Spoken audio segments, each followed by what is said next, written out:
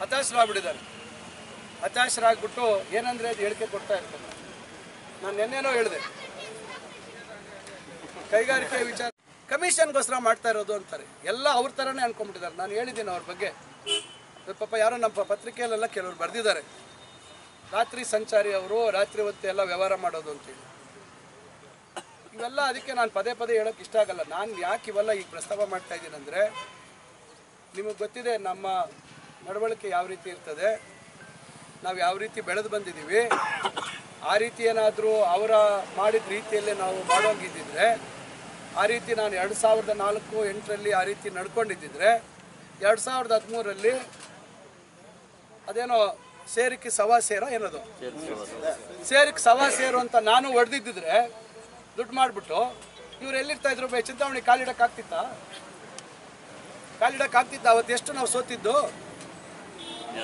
1600 hotel ಸೋತಿದ್ದು ಅವತ್ತು.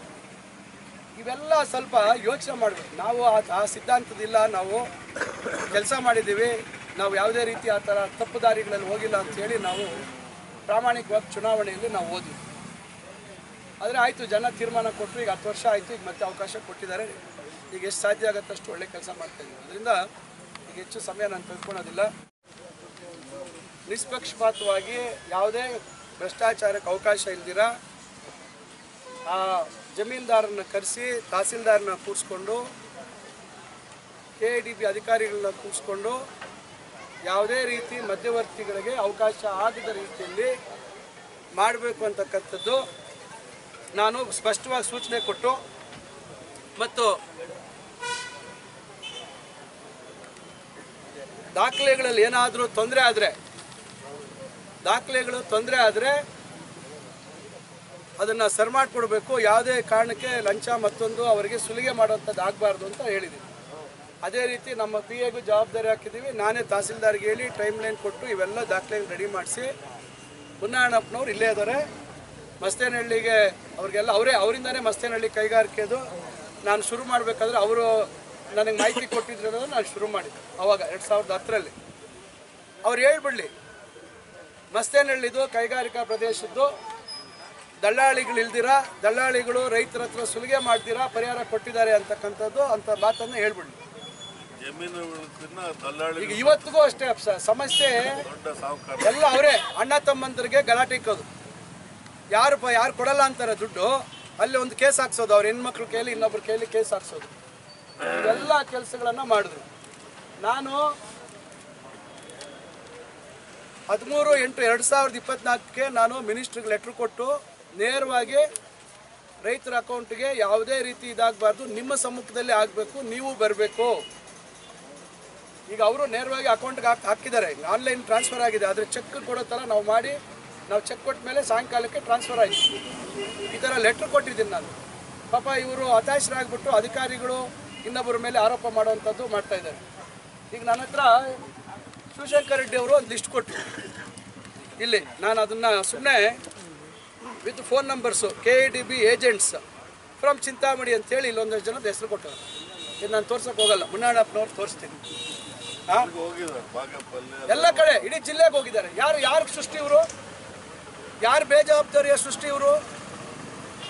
ಯಾರು ಬೇಜವಾಬ್ದಾರಿಯಿಂದ ಅಲ್ಲಿ ಒಬ್ಬ ಚುನಾಯಿತ ಶಾಸಕರು ಸ್ವಲ್ಪ ಜವಾಬ್ದಾರಿ ವಹಿಸ್ಕೊಂಡು, ಅಧಿಕಾರಿಗಳು ತಪ್ಪು ಮಾಡ್ತಾರೆ ಇಲ್ಲ ಅಂತ ನಾನು ಹೇಳಲ್ಲ, ಒತ್ತಡ ಹಾಕಿ ರೈತರ ಹತ್ರ ಸುಲಿಗೆ ಆಗಬಾರ್ದು ಅಂತ ಮಾಡಿದಿದ್ರೆ ಈ ದಲ್ಲಾಳಿಗಳು ಉಟ್ಕೊಳ್ತಿದ್ರ? ಸುಮ್ಮನೆ ನನ್ನ ಕೈಲಿ ಮಾತಾಡ್ಸೋಕೆ ಹೇಳ್ತಾ ಇದ್ದಾರೆ. 250 ಗಿಡ ಯಾರಾದರೂ ಎಲ್ಲಾದರೂ ಮಾವಿನ ಗಿಡ ಹಾಕಿರೋದು ನೋಡಿದ್ದೀರಾ? ಒಂದು ಎಕರೆಗೆ 250 ಹಾಂ ವೆಂಕಟೇಶ್ ಎಷ್ಟು? 250 ಗಿಡ. ಯಾರ್ಯಾರು ಕೊಂಗನಹಳ್ಳಿ ಅವರು ಲೀಡರ್ಗಳು ರಾಜಮಂಡ್ರಿ ಖಮ್ಮಮ್ಮಿಂದ ಗಿಡಗಳು ತಂದು ವ್ಯವಹಾರ ಮಾಡಿರೋದು ಗೊತ್ತಾ? ಯಾರ್ಯಾರು ಅದಕ್ಕೆ ಪರಿಹಾರ ತೊಗೊಂಡಿದ್ದಾರೆ? 25,000 ಒಂದು ಮಾವಿನ ಗಿಡಕ್ಕೆ. ಲೆಕ್ಕ ಹಾಕಿ 250 × 25,000 ಯಾವ ರೀತಿ ಮೋಸ ಮಾಡಿದ್ದಾರೆ. ಸಾಮಾನ್ಯವಾಗಿ ಹಾಕೋದು 40 ಗಿಡ. ನಾನು ಹಾಕಿದ್ದೀನಿ ನಮ್ಮ ಮಾವಿನ ತೋಟದಲ್ಲಿ, ತೆಂಗಿನ ತೋಟದಲ್ಲಿ 15 ಅಡಿ ತೆಂಗಿನ ಮರ ಬಿಟ್ಟು ಆ ಕಡೆ ಈ ಕಡೆ 15 ಅಡಿಗೆ ಒಂದೊಂದು ಗ್ಯಾಪ್ ಕೊಟ್ಟು, ಕೆಲವು ಕಡೆ 12 ಅಡಿಗೂ ಮಾವಿನ ಗಿಡ ಹಾಕಿದ್ದೀನಿ. ಡೆನ್ಸ್ ಪ್ಲಾಂಟೇಶನ್ ಅಂತಾರೆ. ಇನ್ನು ಕೆಲವು ಕಡೆ ಹತ್ರ ಹಾಕ್ತಾರೆ. ಬಟ್ ನಮ್ಮ ಕಡೆ ಯಾರು ಡೆನ್ಸ್ ಪ್ಲಾಂಟೇಶನ್ನು ಹಾಕಿಲ್ಲ. ಇದೆಲ್ಲ ಅಧಿಸೂಚನೆ ಆದಮೇಲೆ ಇವನ್ನೆಲ್ಲ ಮಾಡಿ ಅಧಿಕಾರಿಗಳ ಜೊತೆ ಶಾಮೀಲಾಗಿ ಆ ಸಂದರ್ಭದಲ್ಲಿ ಇದೆಲ್ಲ ಇವರು ಕಣ್ ಕೆಳಗಡೆನೇ ಆಗಿದೆ ಎಲ್ಲ ಅವ್ಯವಹಾರ. ಇದನ್ನು ಅವರು ಒಂದು ದಿವಸ ಮಾತಾಡಿಲ್ಲ. ಇವೆಲ್ಲ ಮಾಡಿದ್ದಾರೆ, ಸಮಸ್ಯೆಗಳು ಸೃಷ್ಟಿಯಾಯಿತು, ಇವತ್ತಿಗೆ ಪರಿಹಾರ ಆಗಿಲ್ಲ. ಅದನ್ನು ನಾವು ಇವತ್ತು ಈ ಅಧಿಕಾರಿಗಳನ್ನು ಇಟ್ಕೊಂಡು ನಾವು ನಮ್ಮ ತಹಸೀಲ್ದಾರು, AC, DC ಎಲ್ಲರ ಹತ್ರ ಇವತ್ತು ರೈತರಿಗೆ ಅನ್ಯಾಯ ಆಗಬಾರ್ದು ಅಂತೇಳಿ ಇವತ್ತು ಅವರಿಗೆ ಪರಿಹಾರ ಕೊಡುವಂಥ ಕೆಲಸ ಮಾಡ್ತಾ ಇದ್ದೀವಿ. ಅದನ್ನು ದಾಖಲಾತಿಗಳು ಸರಿ ಮಾಡಿ ರಿನೋಟಿಫಿಕೇಷನ್ ಮಾಡಿ ಮತ್ತೊಂದು ಮಾಡಿ ಇವೆಲ್ಲ ರೈತರಿಗೆ ನ್ಯಾಯಬದ್ಧವಾಗಿ ಮಂಜೂರಾಗಿರ್ತಕ್ಕಂಥ ಜಮೀನಿಗೆ ಪರಿಹಾರ ಸಿಗುವಂಥದ್ದಕ್ಕೆ ಎಲ್ಲ ದಾಖಲಾತಿಗಳನ್ನು ಒಂದು ದಾರಿಗೆ ತಂದಿದ್ದೀವಿ. ಇದೆಲ್ಲ ಏನೂ ಮಾಡಲಿಲ್ಲ. ಅದರಿಂದ ಈ ಥರ ದಲ್ಲಾಳಿಗಳು ಸೃಷ್ಟಿ ಮಾಡಿಬಿಟ್ಟು ವಿನಾಕಾರಣ ಇಲ್ಲ ಸಲ್ಲದ ಹೇಳಿಕೆ. ಈ ಮನುಷ್ಯ ಹೇಳಿಕೆ ಕೊಟ್ಟ ಅಂತೇಳಿ ಈ ಮನುಷ್ಯ ಇಲ್ಲಿ ಕುಯ್ಯಿ ಅಂದರೆ ಅಲ್ಲಿ ಕೊರೋ ಅಂತಾನೆ ಇನ್ನೊಬ್ಬ ಚಿಕ್ಕಬಳ್ಳಾಪುರದಲ್ಲಿ.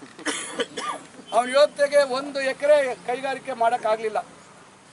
1 ಎಕರೆ ಯೋಗ್ಯತೆಗೆ